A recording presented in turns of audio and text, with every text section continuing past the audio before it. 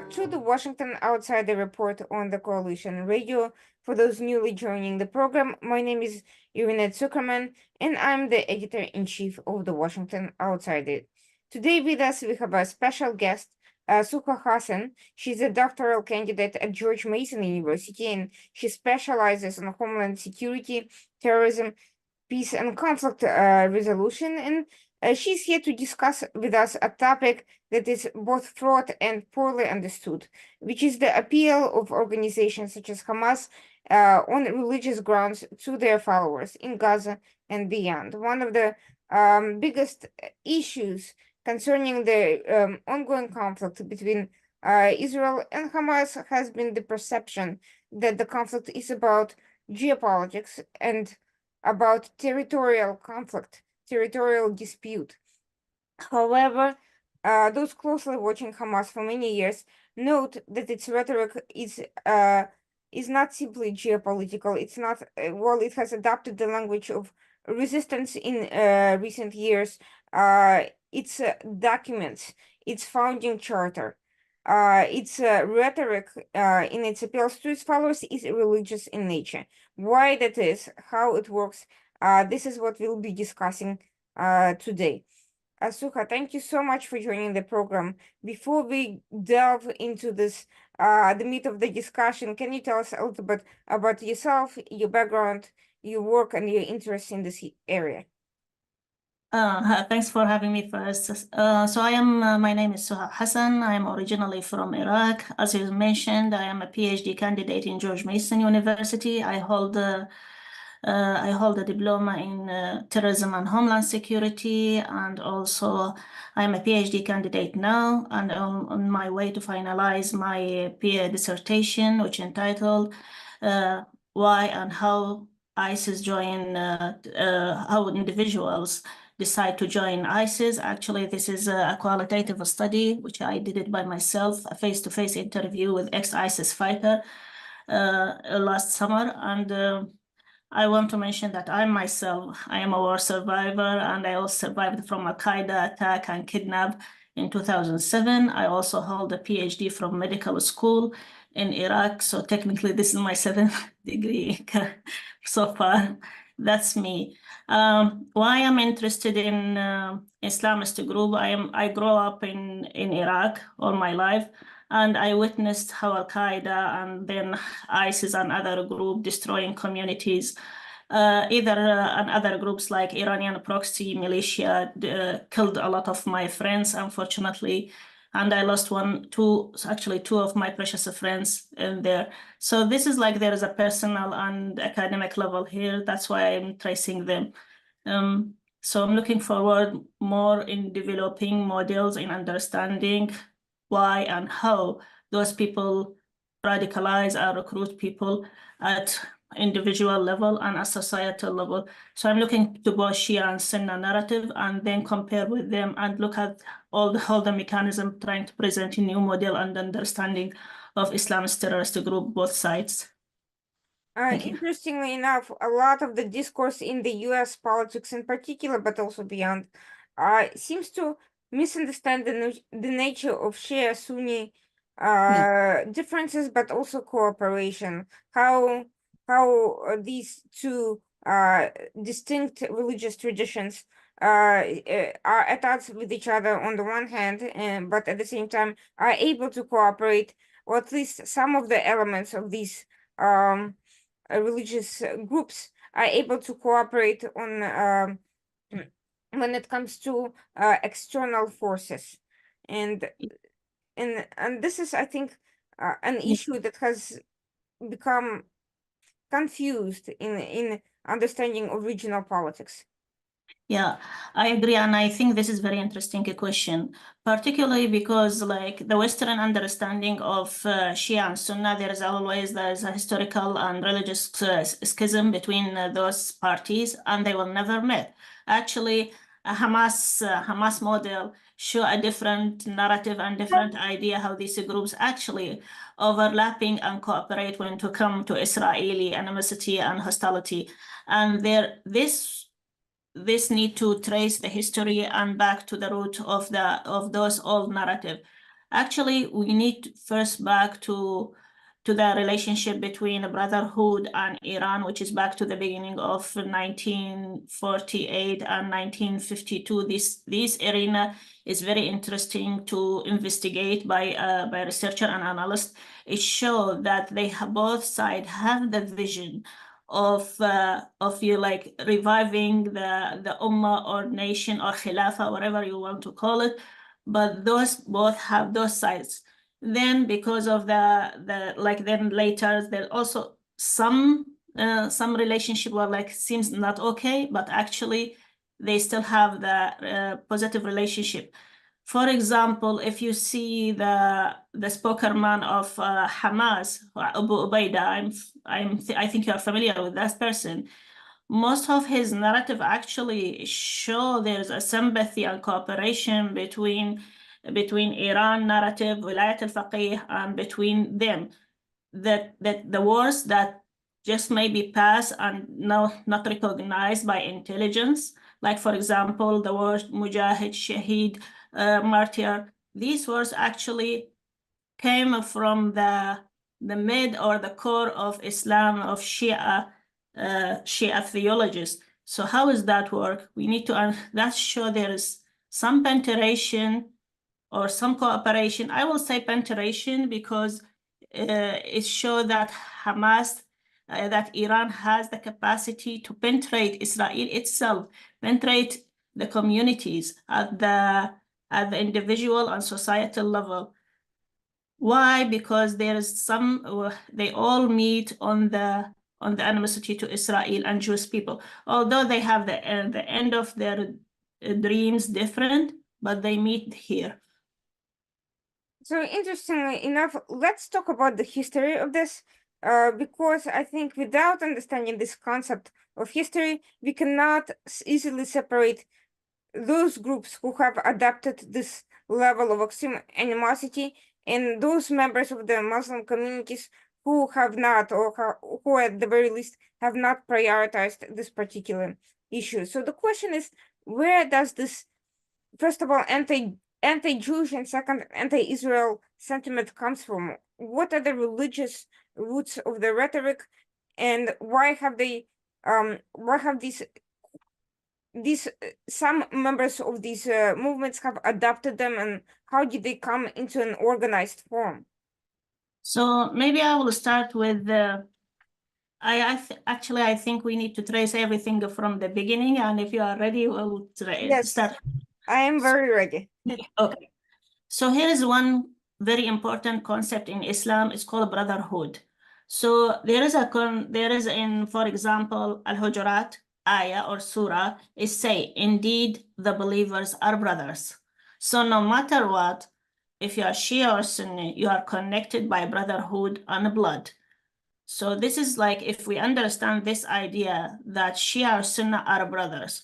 Second, for example, there is a call for fight against whose perceived humiliation or oppression against Muslim. For example, look at this surah. And what is the matter with you?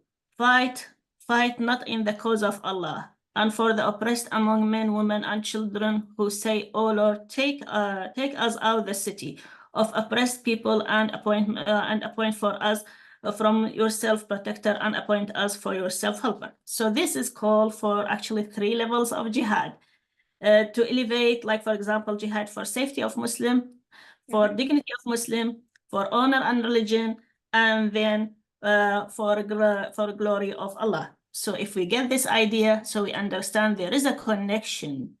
You know, if you're Shia or Sunni, this is connection is there, and that is the idea that brotherhood, Muslim brotherhood, and Iran in the beginning of 2000, as I said, in 1948 and in 1952, try to revive the idea of a brotherhood beyond the differences.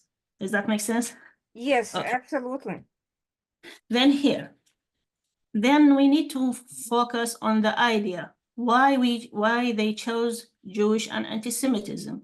Actually, there is 42 times Jewish people mentioned in Quran and 9 times mentioned as the children of Israel, and then mentioned Benu Israel, and then mentioned Jewish, and then mentioned the people of 9 times the people of book. However, the way they mentioned is they say they are cursed. So there's if you try, they are cursed people.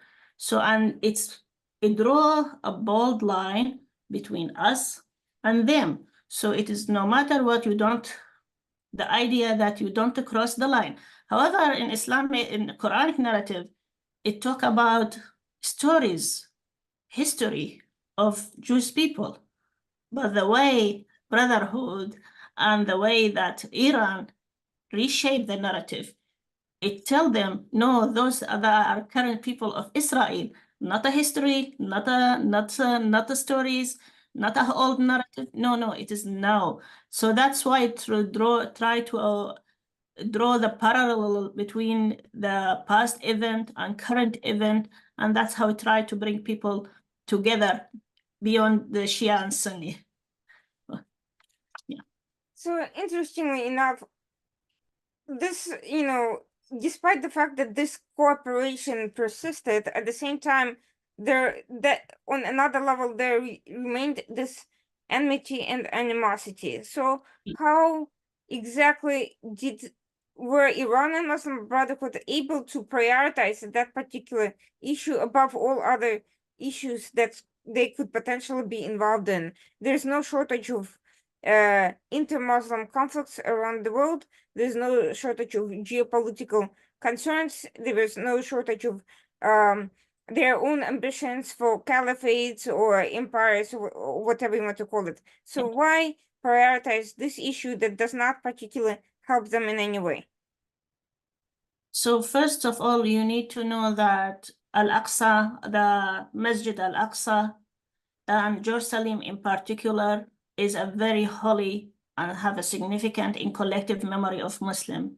It is mentioned as the third places of for all Muslim. For Shia, they do that because they have this theory of waiting Al-Mahdi al-Muntadhar, that he will come and pave the way for them to liberate Jerusalem from Jews. So it is a holy place. So for them to Al-Mahdi al-Muntadhar to appear, they have to pave the way for them now. Although they have different end, but the animosity meet here. For Muslim, for Sunni people, it's also have a significant in collective memory. It is a holy place, and for example, it's a glorify the union. It's a glorify the dignity. There is always a historical battles between between people in Syria and in Iraq and in this also in Jordan about this place with the crusades. Now, I will say in the last 2 weeks, actually there is a new narrative, a new stories like mentioned by the jihadist theologists. For example, they mention the Battle of a Trench. And the Battle of a Trench happened in the beginning of Islam between Prophet Muhammad and Jewish people and other disbeliever from Medina al-Munawwara and other from Saudi Arabia. Now it's Saudi Arabia from Mecca. So they try to bring a parallel between the trench and the tunnel, and even they call them the youth of the tunnel, in referring to Prophet Muhammad and his new nations, in parallel with the tunnel, with those jihadists or Hamas people in tunnel. So they try to symbolize this idea that what's going on in the past and what's going on now in the tunnels is a continuity. It's something continue with the past. So the word, for example, the jihadist theologists now, they call them youth of the tunnel. Look at the trench, Surah Al-Ahzab, and they keep mentioning this surah. Now it's trending, and I was wondering why no one look at this parallel and how they continue the past. We are the new messenger or the new generation of a Prophet Muhammad. So why you don't come and join us? So is that, and then now, so why? And why is Jerusalem and why is Masjid al-Aqsa? There is a significant battle in Islam called Hattin. Hattin happened against the Crusaders and Muslims led by Salah ad-Din. So this is a very significant battle. Now it is trending now on all the media, mention it. So this is, say, the story about this this battle Hattin, and it's really need re-investigated very well. It tells that Muslims at that arena were very shattered, desperate in their humiliation. The nation was like in down situation. But then Salah ad-Din came as a leader and defeated the Crusaders. Now also jihadist theologists bring this narrative in addition to trench narrative. In addition, there's also another battle called Jalut in Egypt. So they bring all this together to say, okay, look, why you don't join anymore? Look, we are the new generation of the past. So, and also use like manipulation and also abstraction and use different words from Quran to make this narrative appealing. So interestingly enough, there was a period of time before the State of Israel was officially created, before the UN partition plan was adopted, when you had a period of nothing really happening. You had clashes between local Arab tribes and both the new Zionists and the Jewish communities who were already there. There was all sorts of instigation and rhetoric, but there was not a major movement regarding Al-Aqsa or any of this narrative. So what gives? Why wasn't that period of time exploited by these forces all that much? Why did it only happen at a later point in time? So there's one explanation about that. I'm reading this a lot. They said that Muslim at that time this is simple clashes. Their Muslim were in identity crisis and they don't know where to belong and they don't know where is the meaning of the ummah and they lost their direction. So that's why this is one of the theory that explain was there is no clash before that 1948. Then when Abdel Nasser came, when this movement came, they say this is a trigger the sense of ummah. Then you have now there's, I will say, crying or grieving for Ottoman nation, but in a form of looking at the conflict and what Hamas doing as the center of reviving the ummah. So interestingly enough, the Ottoman Empire was a period of crisis for the Middle East because of the inter-ethnic clashes between the Turkic rulers and the Arabs who were essentially subjugated, and we all know the stories of Arab rebellions and uprisings and attempts at creating independence. So how did it suddenly become this idyllic state of pan-Muslim brotherhood when you had a period when Muslims were literally oppressing other Muslims? So we need to look at the brotherhood. So this group is playing a huge part, by the way, a huge part now in this conflict, by the way, although they are not show very well in this scene, but actually you need to read the signals and the coding between those groups.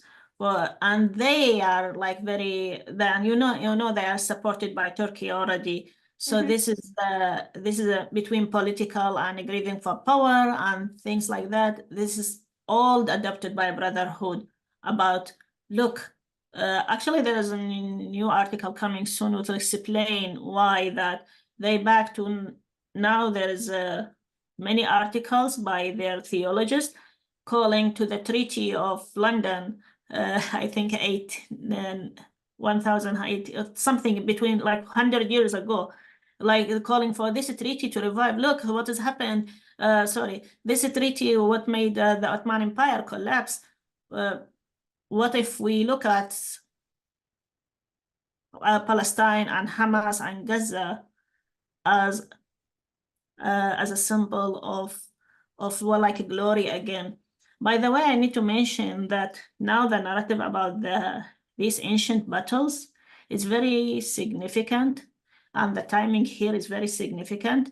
For example, why Hamas and now the Brotherhood in particular mention these historical battles, because, for example, Hattin battle, it took 10 years of a preparation.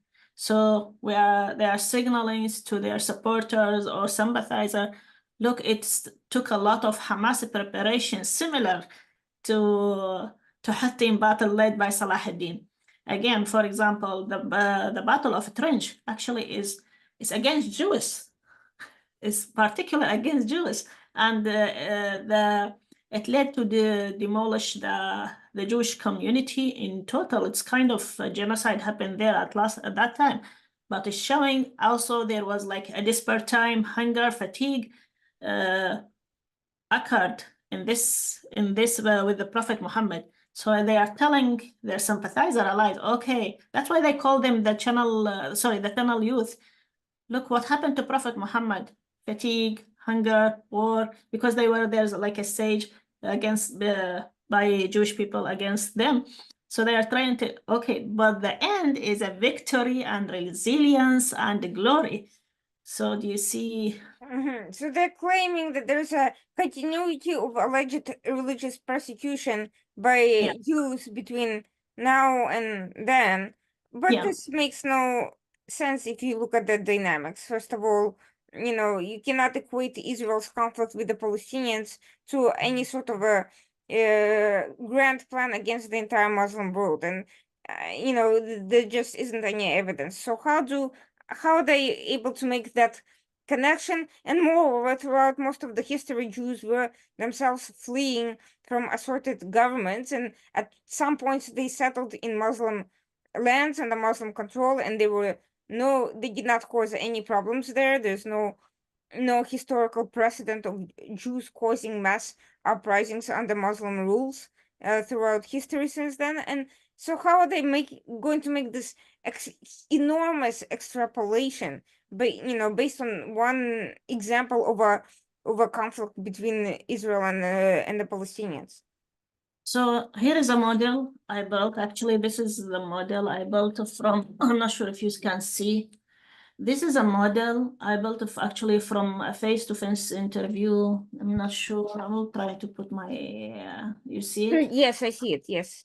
So this is basically when I did the interview with the ex-ISIS fighter, I tried to build the same, like to understand how those jihadist group think and how then they explore their narrative and how it is appealing actually, why there are some people buy it.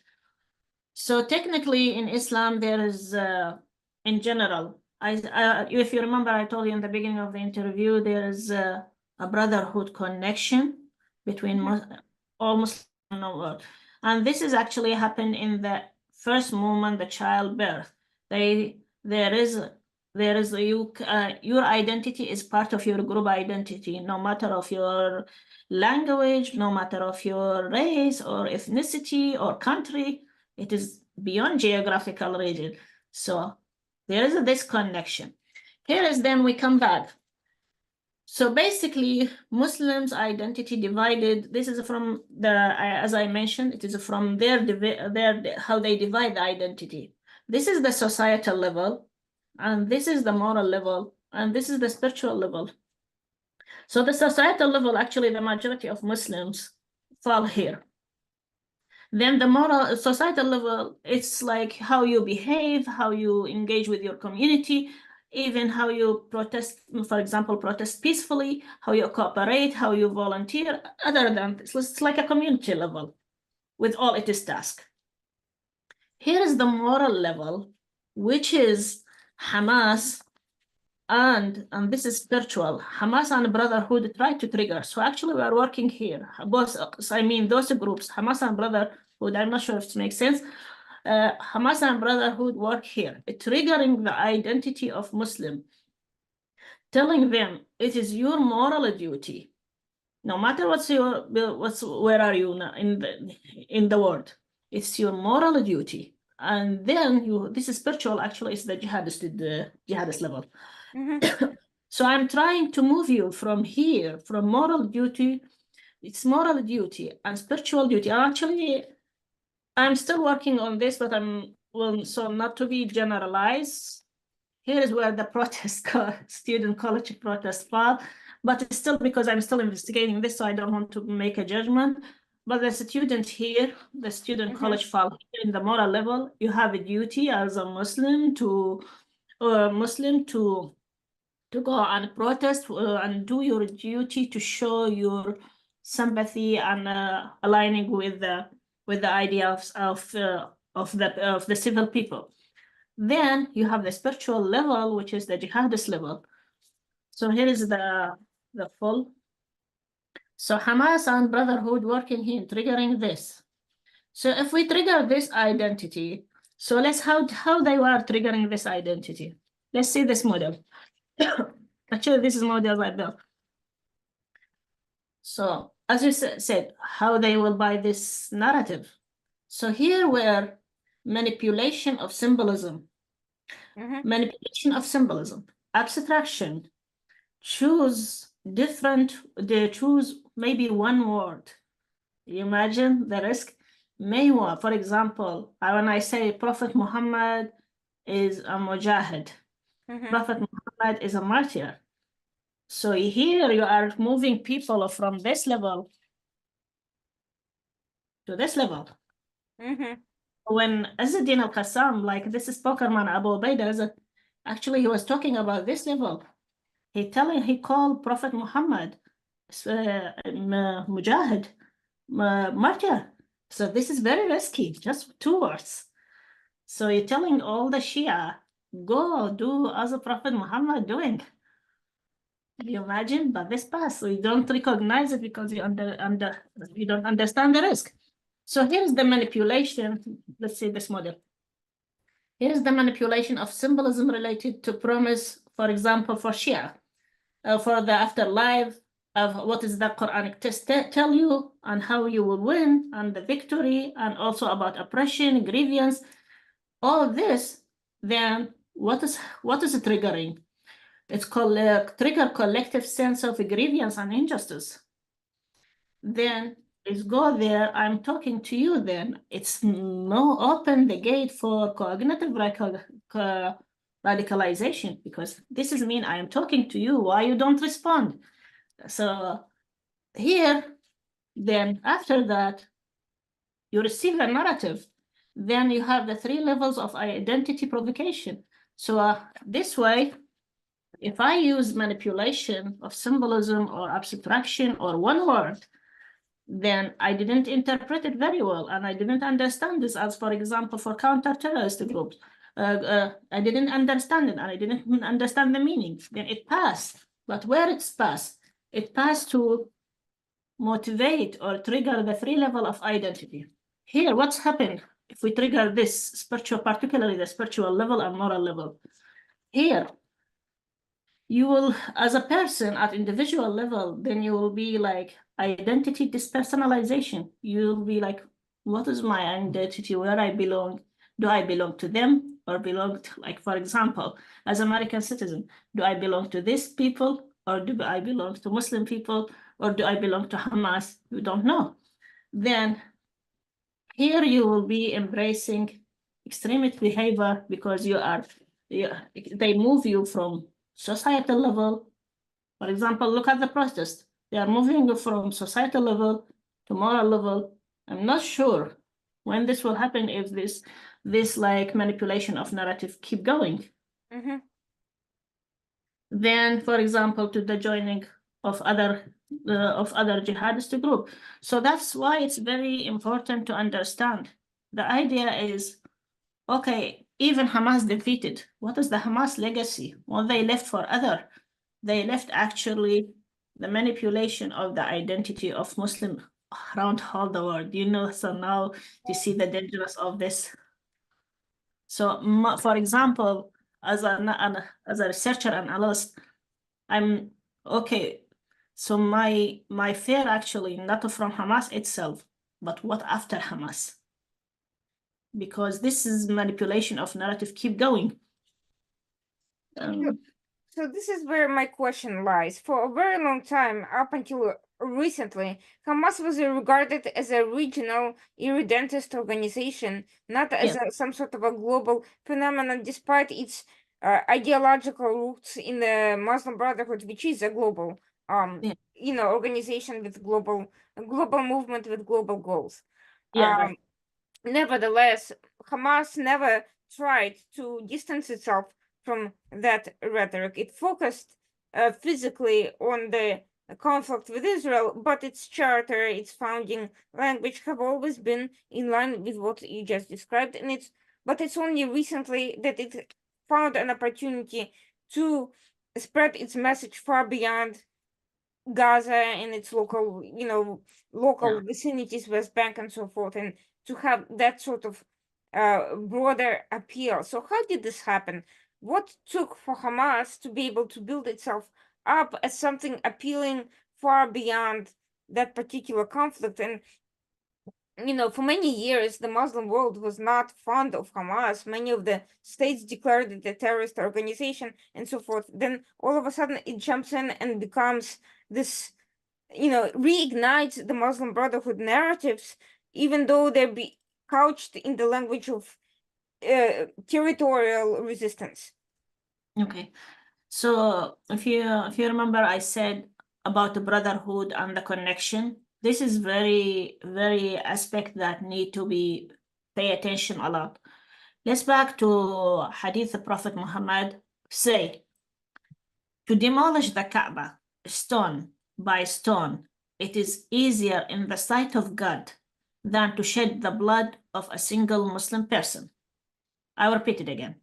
To demolish the Kaaba, which is the holy place of all Muslims, stone by stone, is easier in the sight of God than to shed the blood of a single Muslim person. So, if we took this, which is also currently in all, if you listen to the, if you listen and understand what is the jihadist theologist or Hamas Brotherhood particularly saying, repeating this text. So here is come to the, it's called equation of a blood. So as the blood of Muslim is very important for each single Muslim, and they are connected as a brotherhood, and is part of your identity, is of a group your identity. Hamas actually rely on what I call blood equation. Here they use women, particularly women and children, to visualize the visualize the casualties. Look at the media; it's going crazy. If you follow up since the October 7, you only notice it's called Gaza war, Gaza civilians. So they've the main visualize on the children and the women. They are saying, okay, this is, look what you're doing. So they use what's called blood equation. I condense or I show more of those images.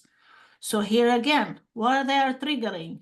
They are triggering the moral duty and the spiritual duty of the Muslim identity. Here you have the duty then to give up your societal identity and move from this level to extremist level. That's why it's appealing, because here again, this is also a model I felt. This is condensation of symbolism. So I use this stone by stone. So which is more important? Muslim person, blood, or Al-Kaaba? They say it is in Quran and Hadith say, no, it is more important Muslim blood. That is why Hamas in particular published thousands of images of women and women or children. By the way, I read a lot. Many Muslim women around the world. And this is also interesting. Maybe we will see more women like radicalize and join jihadist, the new jihadist group. They say, this is look like my son. This is look like he speak like my son. He sleep like my son. His hair, his eye. So there is this, you bring the image, which is like visualizing the casualties.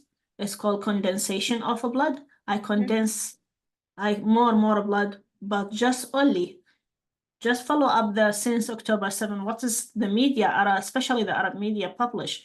Mostly, or I would say 90% women and children. And this is triggering the spiritual and moral duty to join. So it is not necessarily, although Hamas is, as you said, it is a local group and it's just against, they don't have this agenda of go outside the Palestine or Israel. Then here what they are saying, I want to reshape the new philosophy of jihad. That is the whole idea. I will tell you, I am the new leader, the new hidden gem of the philosophy of jihad. I will show you all the Muslim, because they keep telling the Muslims in their messages, you are sleeping, you are sleeping people, you don't have, they call us sleeping or dead people actually, because they don't take actions, violent action. You are sleeping or dead people. Now we will make you wake up. If nothing make you wake up, then the blood will make you wake up, because you're obligated to do that. So I don't understand this following issue. I understand this concept and its appeal, but in isolation. But if you look at the reality is the very same people who are now making this narrative so effective are the same people who have been going and oppressing Muslims, other Muslims all over the world, and have contributed to conflicts of Muslims and mass killings and all of the same things that they're now accusing Israel and Jews of supposedly doing.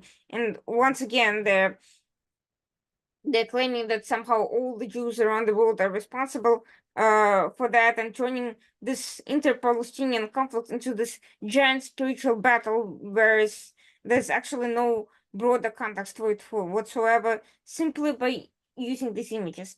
How is it possible that people don't see that these groups are liars who are exploiting a political conflict in their favor, especially after failing as a government entity and failing to develop? And how are people not seeing that they're being manipulated after everything that Hamas and its fellow travelers in the region have done over the years to other Muslims? So here's the thing. I mentioned that 42 people mentioned in Quran and 9 times mentioned in different way. So technically we are over 51 time people mention the Jewish people mentioned in Quran. So let's see how they are mentioned and cited. I put a few quotes. They said, so the most hostile people to the believers. Who's the believers in this case? The Muslims. Muslims. Let's see what they said in Quran. You will surely find the most intense of the people in animosity toward believers, the Jews. This is part of the Quote Al-Ma'idah. Let me explain to you as I wrote it. This verse highlights the Jewish and the disbelievers or the Christians are the most animosity towards believers, reflecting long history of confrontations. Does that make sense? This is one. And they described as they are materialist and attached to worldly life. I'm sorry, but this is how to make the things close to why they don't see. Because if you open Quran, for example, and you see more than 52 from the first page to the, but again, it is about history and other old narrative. But if you keep saying this is what is now, what is the Quran is describing those people, how they don't buy it. For example, today I read an article by jihadist theologist. He say, why are you doing? Quran is describing Jewish people, and he described their behavior. They have you cannot trust them. You can't believe them. Example, even with the peace attempt now, they say Quran say this text and this text and this text. Why you don't follow your religion and follow the Arabic leaders who are there betray you all the time? Let's see another one. Betrayal and like faithful, for example. But again, the narrative was so ancient and old. I'm not talking about now, but hundreds of articles in media, in Facebook, in Telegram, in everything is tell you that they are betrayal and lack of faithfulness. Do you see the narrative? So it is very, very a lot of hostile narrative. So with this, who will not buy it? So let's see this. Corruption and spreading mischief. This is like one of the most thing now in the media in general, by the way. And they strive thought the land causing corruption, and Allah does not like corruptors. This is particularly explanation. This verse described the children of Israel constantly strive the cause of corruption. This part of the article, actually, I quoted today from one of the jihad theologists. He accused Jewish people of corruption of the land, corruption of the Jerusalem. So what do they mean by corruption exactly? Corruption is mean like destroying. So here is the thing. Also, one of the things that Western societies or Western academia misunderstand it. For example, corruption. Corruption in Arabic language, it doesn't mean corruption. The things we understand. Corruption is mean destroying, waging a war, killing people. But Quran use one word, corruption. So you'll see it and read it as a corruption. But if you don't have this historical and religious, cultural background, you are not saying why he say corruption, but it is not corruption. That's very interesting. That's why I say that all the time. It's very important to understanding not just the grammar, not just the interpretation, but the historical and religious root of each word. Each word has a unique interpretation, and in the same time has a multiple interpretation. So, for example, if I say fatah, open, you'll translate it or open. But actually fatah, which is, by the way, Hamas main spokesman, he say always the time, فتحنا لك فتحا مبينا إن يفتح لك الله. So this is a promise of a glory, is a promise of victory. But look at that in translation, open, but it's not open. I'm sending a signals to other people that we are on the way to win. So what we're seeing here is a pattern of using highly specific language that wouldn't make sense to someone who's not either a theologian or someone whose entire life was spent in this particular context, understanding these codes. How any political leaders, whether in Israel, the United States, or even for that matter in the region, who are not themselves as educated in understanding every aspect of this rhetorical appeal, how are they supposed to fight ideological battles? Because, destroying an army, it takes, whatever time it takes, but destroying the sort of ideological narrative building which is spreading, you need to, at the very least, have a grasp of what it actually means before you even start to begin to fight it. So de-radicalizing people wouldn't in this context means just telling them about the value of human life or why they need to accept the existence of the state of Israel and just, live their lives. Yeah. It means literally undoing these narratives that have been deeply rooted and are now being massively promoted without anyone even understanding what's actually happening. So help me understand how is that even possible to fight such a war? So here's the thing. That is what I have noticed so far. We are like all the kind, I will say not all, most of the models, radicalization models, start with the grievance. But however, there's a step before grievance. It's called, I'm here specifically talking about jihadist group.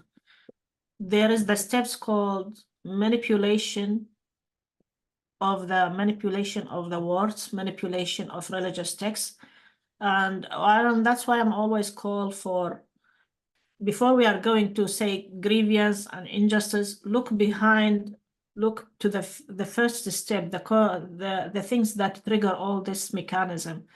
It is the manipulation of narrative.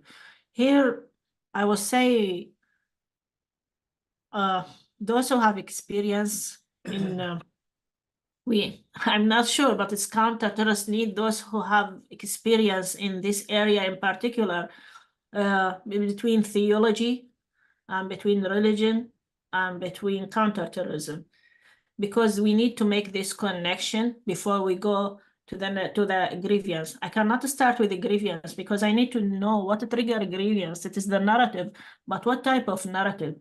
It is not just manipulation. It is the type of word that coded.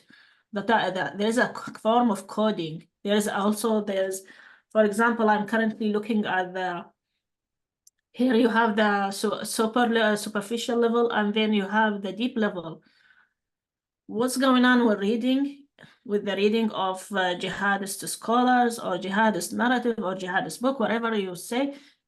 They read just okay. They read the upper level, but what about the deep level?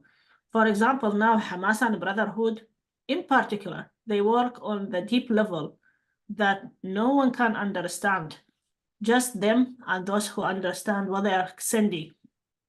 As I mentioned, why they mentioned in particular the Hattin, the trench, they are signaling each other.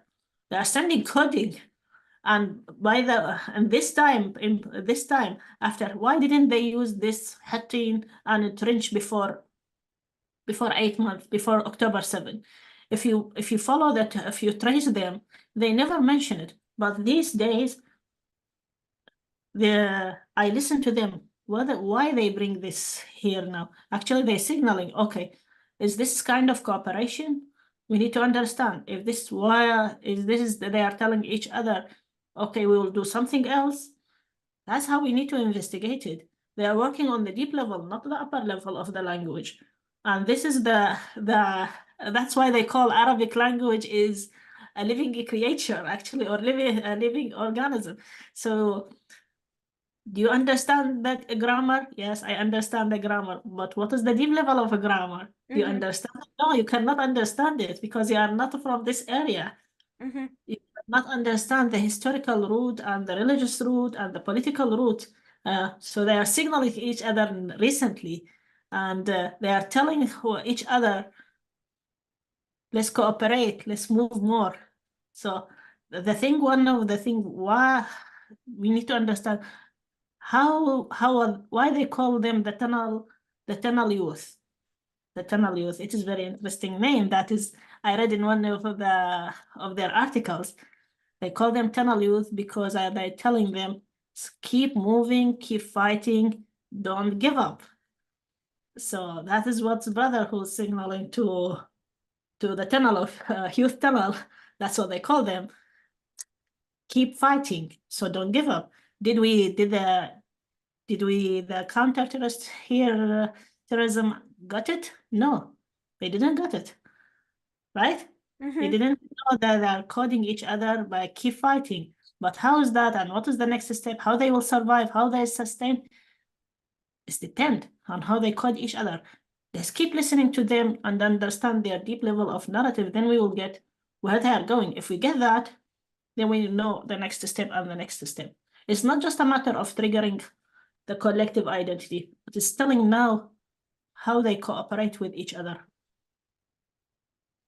My question is, why have the Muslim theologians opposed to this sort of to the brotherhood ideology and to all these things? Why have they failed? Because for a few years we had a period of time where several states appeared to be deliberately fighting this ideology on their own terms with their theologians, with their resources, understanding the cultural and religious context the way Western non-Muslim politicians and circles and even other theologians could not. So they appear to have been promoting the people who understood this language, who understood this appeal, and who were equipped to fight it. Why has this not worked out? Why has this resurgence, which happened before October 7th, why has it succeeded? I will say this is my understanding of, because this I will bring the experience from Iraq, from what I lived and witnessed. This group survive and find a fruitful place to grow because of the political grievance, because of the poverty, and because of the also economic situation, because of the corruption, the real corruption inside the government, unemployment, the high level of employment. When groups for like militias come and give you money, for example, I interviewed one of the small young youth in Iraq. I said, "Why you join?" They said, "I joined because I don't have one to eat. I live 1 week without eating dried bread." Similarly, although I am not from Egypt, but I think Brotherhood work on societal level. They work or operate like organization. They give food, they give money, they create their own community there. But basically, they work on the poor communities. But recently, I have noticed also they have also started to develop on the educated communities. They appeal more people because of the things that happen, the political situation, arrest, which is, we'll say, not comfortable political situation in Egypt. So they start people more appeal to brotherhood because they see it represent the dream of from Egypt, especially with Egypt is taking neutral, I will say neutral position now. But in general, things connected by the political and economic situation. So it is easier to push your problems, look to the outside enemy, and create this enemy outside. Look at outside so you're pushing your problems outside by making Jews is the main enemy, focusing there, put your focus, and that's things work. So maybe more human rights for those communities will make the pressure on Israelis less. So instead of focusing on Israel, let's focus on our problem. And that's how things work. Well, we've seen that before. We've seen that, decades ago. But the question is, Muslim Brotherhood has had an opportunity to govern in Gaza, in Egypt. We have seen that wherever they come, they end up being the cause of quote unquote corruption, destruction themselves, precisely because they, their appeal is power, their appeal is, greed. Yeah. They themselves are inclusive, insular. They're not, their family oriented networks are not inclusive to other people. So the question is how even in the, in terms of these larger socio-economic and political grievances and frustrations, why follow the same route that has already failed before?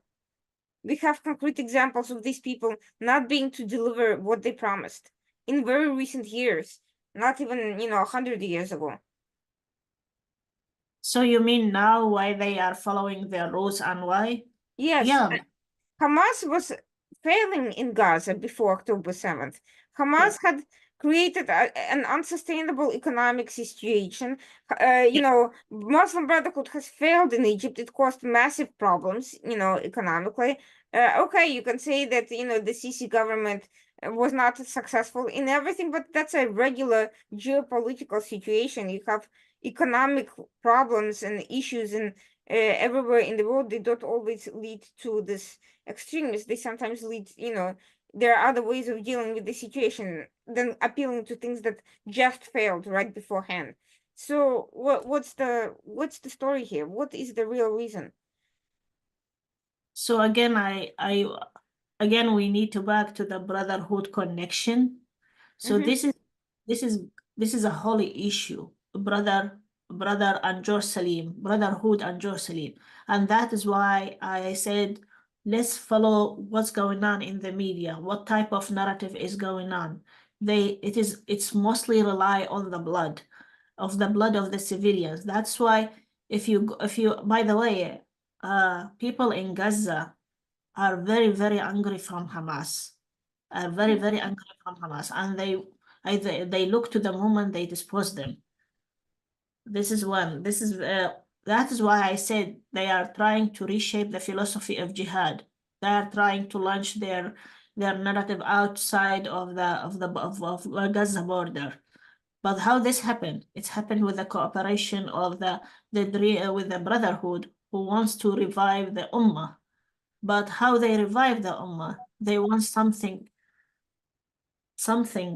corner in the central to launch the project of Ummah. So everything from the idea of reviving the project of Khilafah, project of reviving Ummah. If we understand this connection, then we understand how those two, there's this manipulation of narrative, this manipulation. For example, like how many times I ask many people in Middle East, what is the idea of using women and children as a human shield by Hamas? If they are saying we are fighting for our people, why they sacrifice them? If we understand this is equation, I fight for you, then why I put you in the front of the war?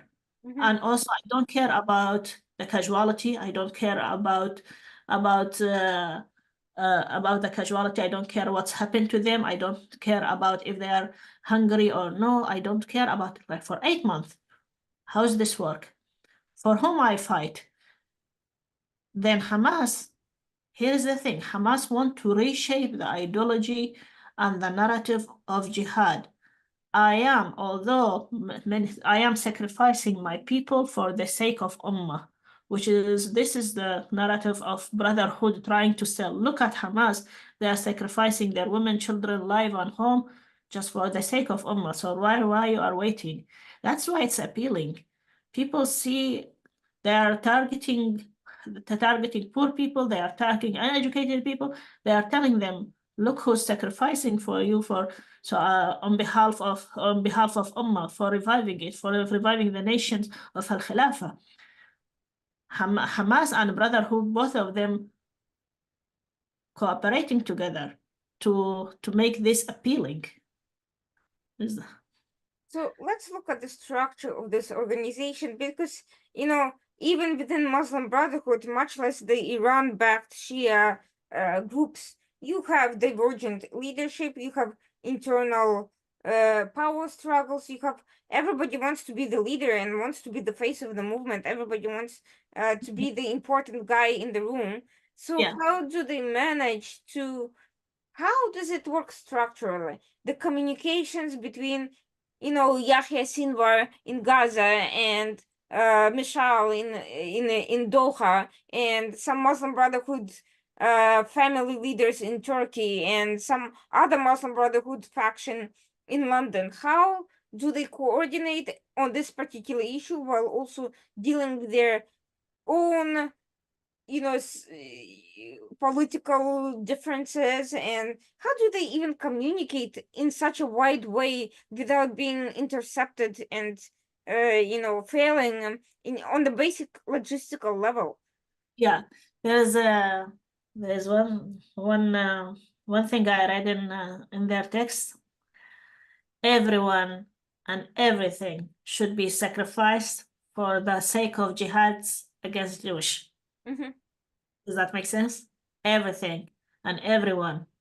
So technically that is, let's solve this problem first, then we will discuss later.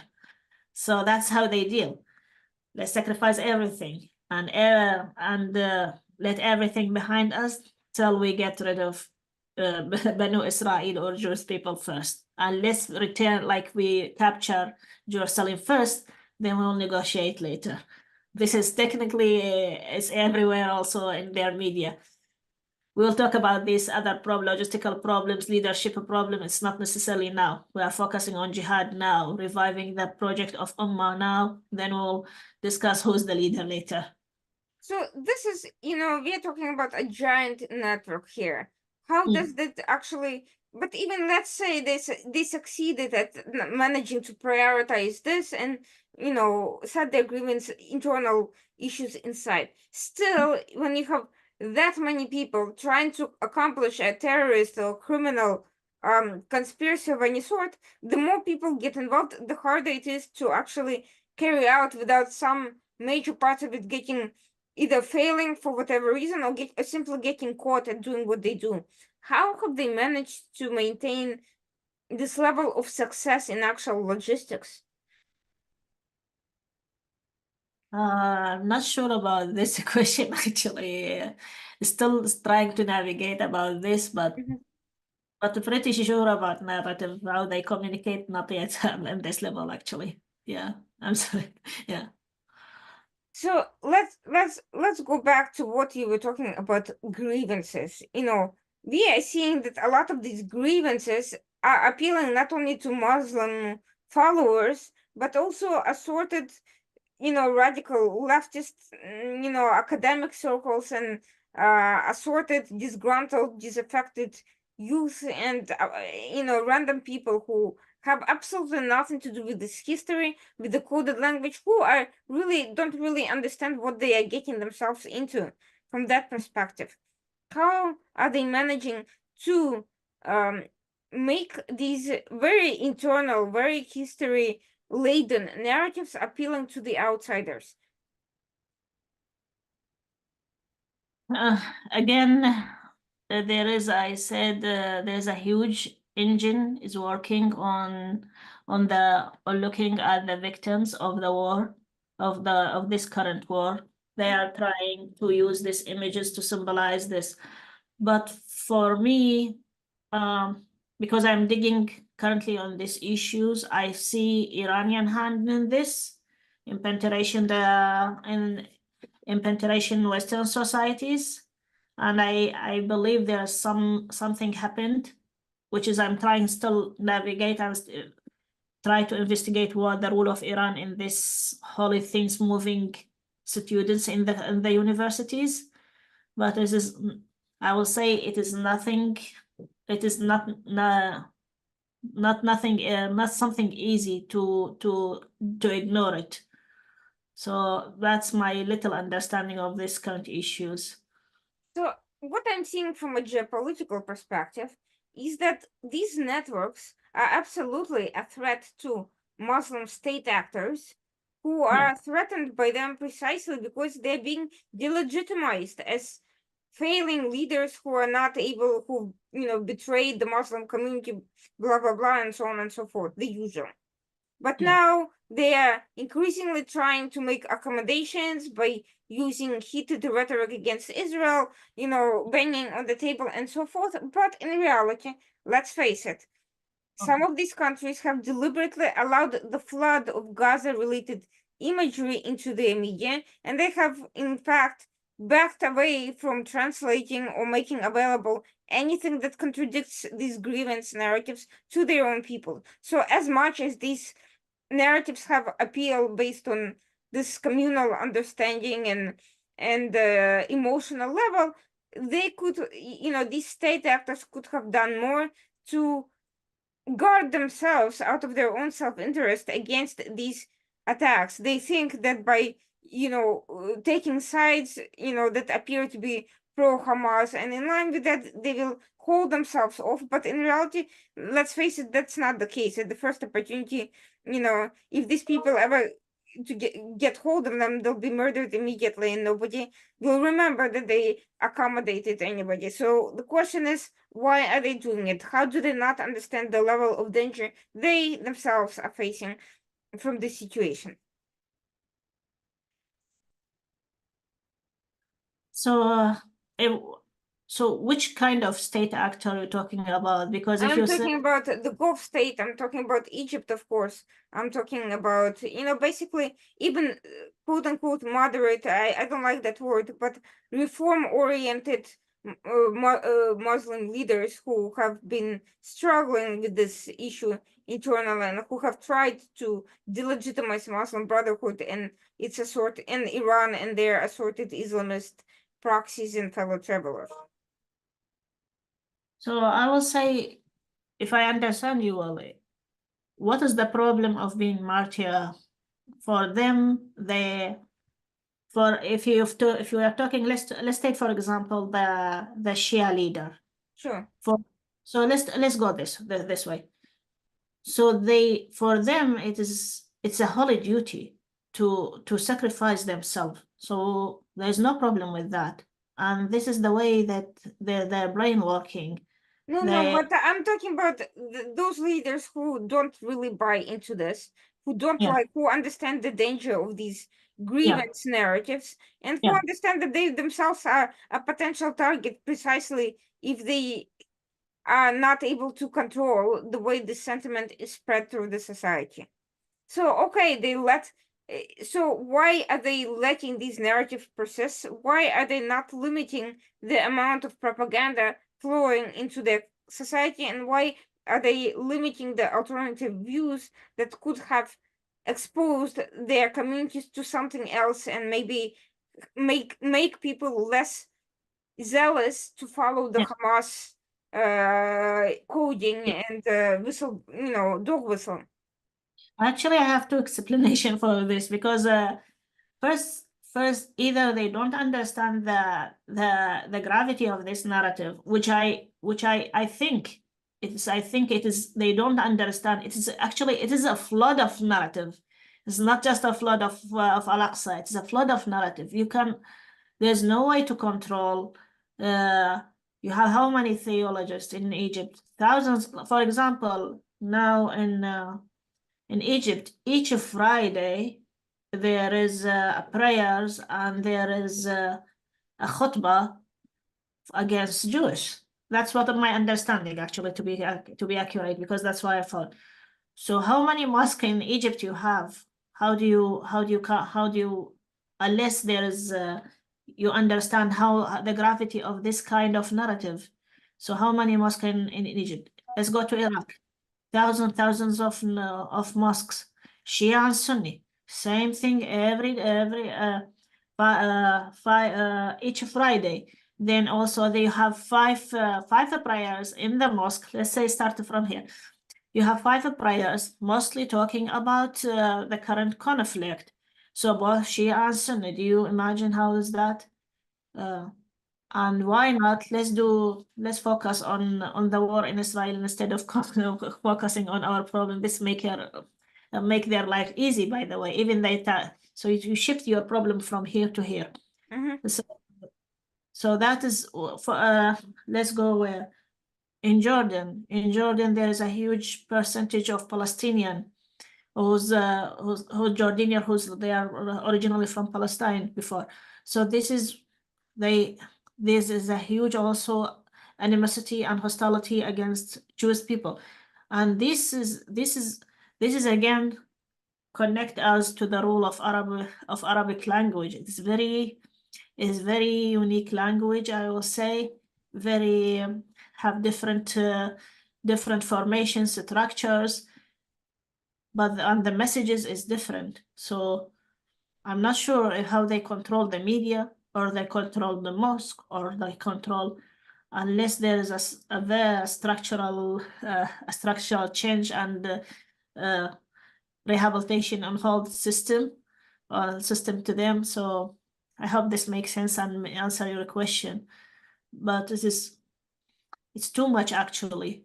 Sometimes I spend 6 to 7 hours just to try to capture the new narrative Imagine each minute, each second, there is article here, article there from the jihadists, and all of them in one direction.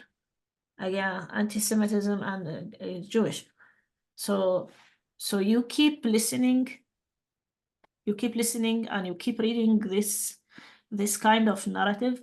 And there's also the part of the what is Hamas, for example, or the Arab media or jihadist media try to publish, for example, using sad songs, sad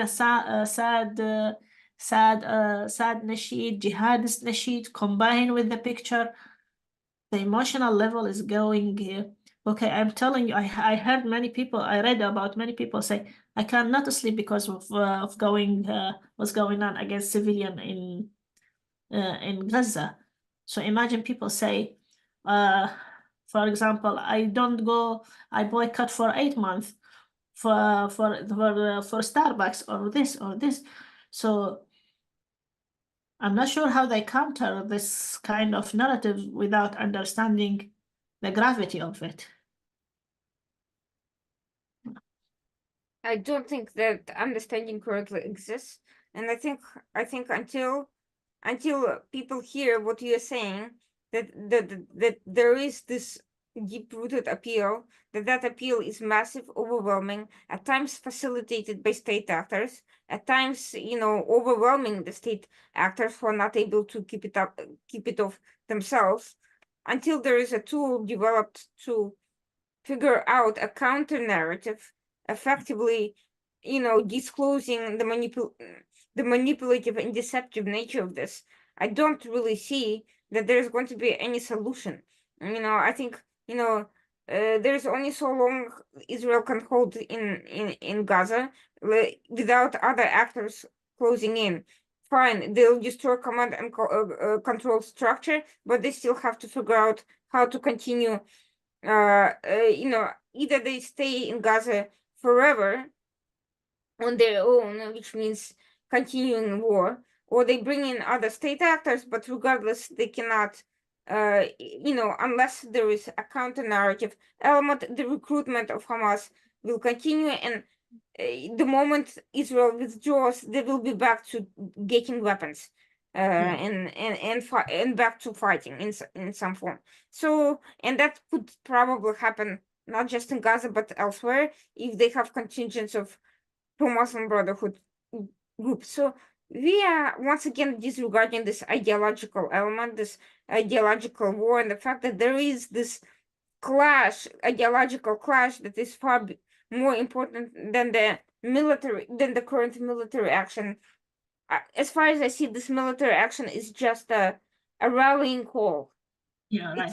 It's just the beginning. It's not the goal in itself. Yeah.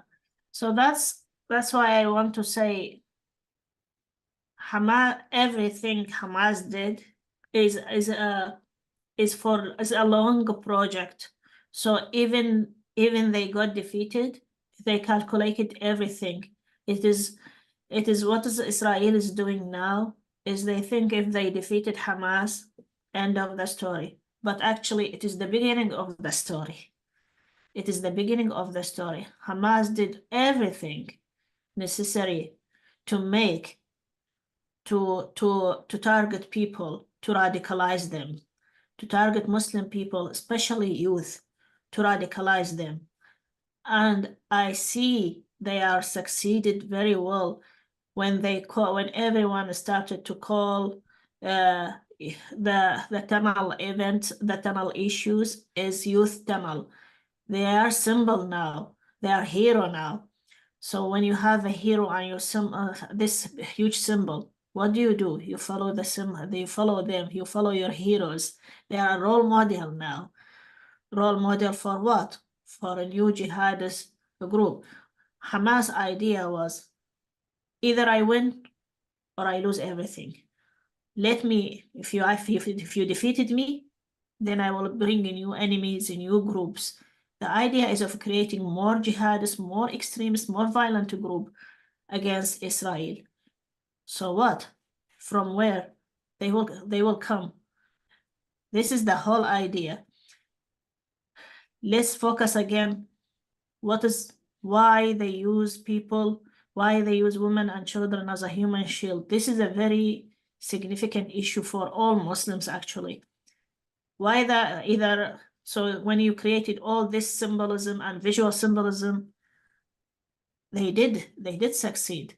So Israel defeated Hamas, but the collective memory is injured in all Muslim. It's injured. There is a grievance. That's what they wanted. That's what Hamas wanted. And they succeed. I'm sorry to say that, but actually they succeed. They succeeded because of creating a grievance, a collective memory of a grievance. And they succeed in uniting all Muslim, I think billion Muslim around the world by the blood bond, the blood bond. So they did.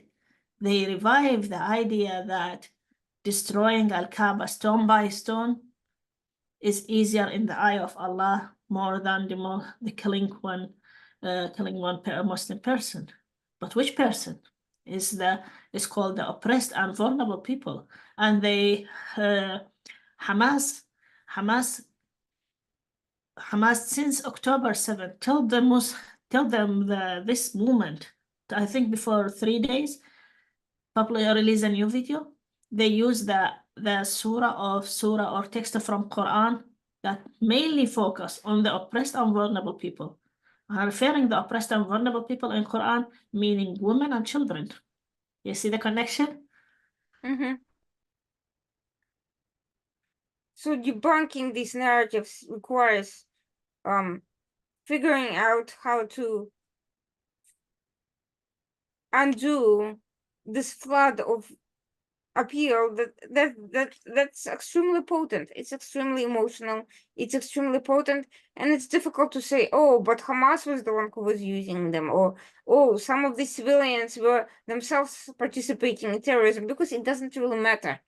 Yeah, that's right. Yeah. If you create an image of an outsider, they will still blame the outsider. Even if they're angry at Hamas, they will still ultimately blame Israel as well as Hamas. Actually, they blame Israel first, and they don't blame Hamas, especially the outsider. That's why I told you the people in Gaza understand the situation because they live day by day with Hamas fighters. But for the outsiders, they are a symbol of jihad. But here's the question. We have seen the same exact method in Yemen with the Houthis. We have seen the same exact thing with Hezbollah in Lebanon, Iran, of course, with all these groups, and anywhere where you have seen those sorts of groups, people should understand, and nevertheless they continue to not understand. So how does that work? What does it take for people to realize that they're being subjected to a violent fantasy?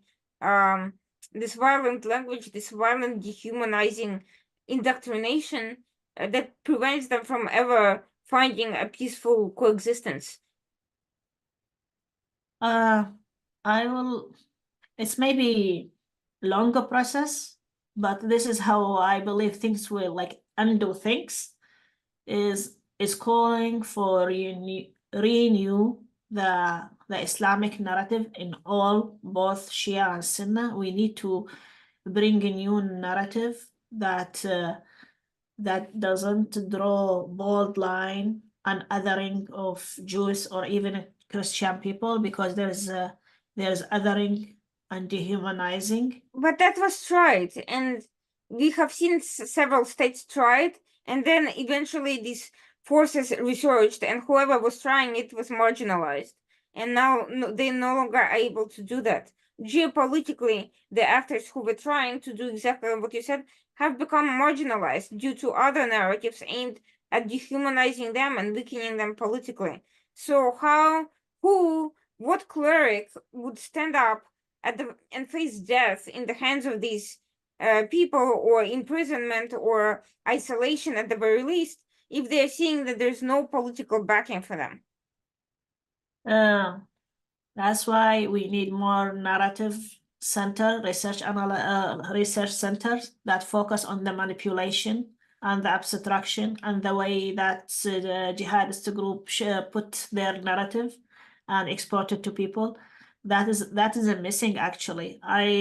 I hear about narrative strategy center here and there in the United States, but I never heard about one in the Middle East. I'm not sure if there's one in Israel, maybe or two, but there's nothing in. Nothing of the sort that you just described. Not Yeah, not very general, maybe a little bit about the Al-Aqsa narrative and so forth. There've been some efforts here and there, but not nearly as deep as what you're saying. but now there's a zero. I'm pretty sure there's a zero narrative centers that tackle these issues or understand. Although there's, I believe some people understand this overlapping situation between the manipulation, particularly manipulation and grievance and terrorism. But where's these centers? Where are these centers that target this narrative? It took me every day 6 to 7 hours to understand this, but it is just my own my own efforts. But where's these centers that help to counter this manipulation of narrative? Zero in Middle East. I'm not sure even here in the United States there are centers that help to understand the deep levels of the No, manipulations. there's nothing, absolutely nothing. I've seen individual people do that, but they don't have the funding, the backing, or any formal infrastructure to make this possible. That's right. Yeah, that's right. Yeah. So, Unfortunately, yeah, if there is, I still believe in academia. I still believe that this effort not to be done by clerk or because they don't understand its effect on the people's brain and how psychological impact. But it's the work of the academic people. They should or we should produce more knowledge about this to show it is not just a language matter. It is how the narrative and how's the things that related to, for example, I will say here, I'm talking about the Middle East, how the Quranic language, how the Arabic language are intertwined together. And this connection between them, if we understood it, if we unpack it, then we just trace the historical and religious root, and but also we can predict the next attack. When Hamas and Brotherhood signaling each other and coding each other, what does that mean? We can predict their next attack, their next step. But who's doing that? No one doing that. We are just saying, okay, this is Hamas and this is Gaza, but they are connected. They are connected by language, by the deep level of language, of Arabic language. that is something that will require a concerted effort. It cannot be fought alone by separate and desperate geopolitical actors. It has to include cooperation from within the Muslim world. And I don't see how Israel can fight an ideological battle without working with the Muslims to fight it. I agree because Muslim mentality is you receive early orientation about your religion the first moment you're born. So it's shaped. So it's not just the language. There's the shaping of religion here and in Arabic. It shape your behavior, your identity, who you are, where you belong, shape your relation with others, and from my perspective, the most dangerous thing is how these jihadists tell the narrative that you as a person, you should give up your agency, your identity for the sake of that group, which is the most riskiest thing from my perspective that I see. Why, as a person, I need to give up my agency, my identity, my family, my peers, my life for the sake of a group? Do you imagine? You have to give up everything and you solve that. And this is what Hamas and other jihadist group try to sell to other. But how we understand that from the language, from the Arabic language is the language of Quran. If we understand the deep level and what they are calling for, I call you to survive, sacrifice yourself for your group. And this is what kind of narrative is circling now. Yeah. It creates an extremely potent collectivist appeal that Yeah. also is not based in just economics, like communism, or some sort of a political identity, like, political ideology. It brings this sort of a connection of community, which is a very, very strong force. Right. This is what has created societies. So to undo this level of appeal, I mean, it will require something that is at least equally potent, equally appealing, and at the same time does not contradict this existing the actual language of the Quran. I think the people who are saying that Quran itself can be rewritten or reformed by non-theologians are deluding themselves. I think their approach is dangerous and No, this is a very dangerous, and if you started from here, no one will buy it. But I will start maybe with the manipulation, with the wars, with understanding the deep level, the deep messages send it.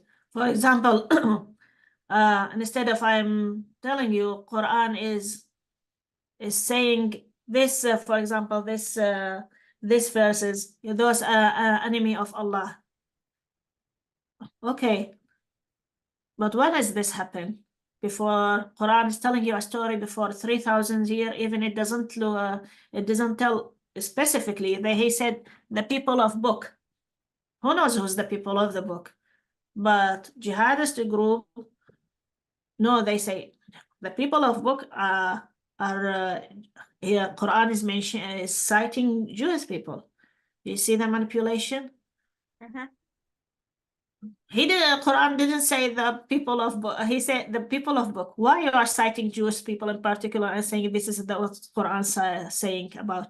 And why you bring a historical things now in our current day to say this is what is our task and duty? Why you are saying things happened, for example, in this war and this battle before 1,500 years, and make a symbol, make the event now and make things happen and show it is you tell me this is what the continuity of the past. This is it is not confusing as much, but it is a messages, and if we don't interpret this, if we don't like intercept these messages, it's well, very dangerous. Well, here's the thing. China, which is, obviously a non-Arab, non-Muslim country, has also has definitively created a state of oppression for Muslims. Yeah. So why this, they are also quote unquote other. So why has the Muslim world not risen up against China? At what point this geopolitical convenience, clash with this religious fervor? I mean, why hasn't, this oppression of Muslims in China created this same sort of outrage, or at least some outrage? There isn't any. I would understand why Jews are still the number one enemy, but why isn't China also an enemy, if not maybe number one? Here again is the language. That's why I told you everything starts with manipulation of language. We don't like Arabic people don't speak Chinese, and they don't understand their narrative, and we don't understand their dilemma or of Russia's situation. And it is also far from you. And the media don't bring all the time all what's happened to China people. And by the way, the images that come from China about the Muslim situation is very cheerful, very beautiful. And I'm one of the people who saw the people of China, Muslim, look at their mosque, look how they pray, and the image is very beautiful.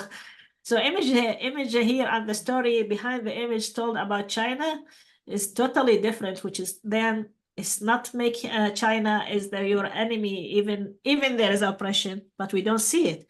I never see anything about about Muslims oppression in China in the media. Conversely, you see these things from okay, this image of child, this mom, this image or that image. You see it every day, every moment. Just write in Arabic, in especially I would say Facebook, WhatsApp. What else?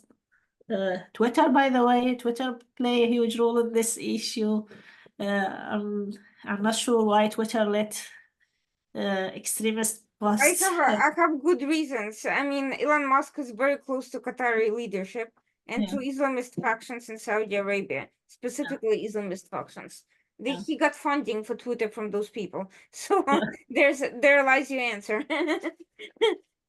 Yeah, all it's the funny thing. All non-states access publishing things in Twitter, by the way, and all against Israel, anti-Semitism. Yeah. This is absolutely, I mean, until recently, they even had Hezbollah there with no problem, and still you have Ayatollah Khamenei with no problem. Still, Yeah, he no has problem. accounts, and the Taliban and all these other people. So, so Yeah, I agree. I saw that. Yeah, I saw that. Yeah, unfortunately. so yeah, we are fighting a very uneven war, but yeah, crucial work like yours is a good first step towards understanding it. There are other scholars; it would be worth bringing them together, but again, the very lack of understanding is the reason why there is a lack of funding for this issue. There just isn't even anything approaching the level of of value into ideological element of this war that Yeah. that is necessary, and until that captures the attention and the realization of both funders and political authorities, I don't think we are going to get very far against these groups. I'm sorry to say, I think they will continue to succeed and proliferate. I think simply cutting off, funding to colleges is not going to cut it, because they don't. I agree. Yeah, I think personal effort, writing article here and there will it may bring attention, but not make the total change you want. Yeah, for example, I dream of making a big change in this manipulation narrative. But again, if you have the resources, the right place, the right funding for creating these things to counter this manipulation and this narrative, you cannot one hand cannot clip with the other hand unless there's collective effort to make a change. Well, thank you so much for your valuable insights, and I really appreciate and hope to continue following your very important work. And I I hope you appreciate continue sharing these insights, and I hope we'll find a way of creating the sort of structure that can move these things forward in a much more capable, much more, massive way, to even start to begin to counter the flood of narratives that you're describing.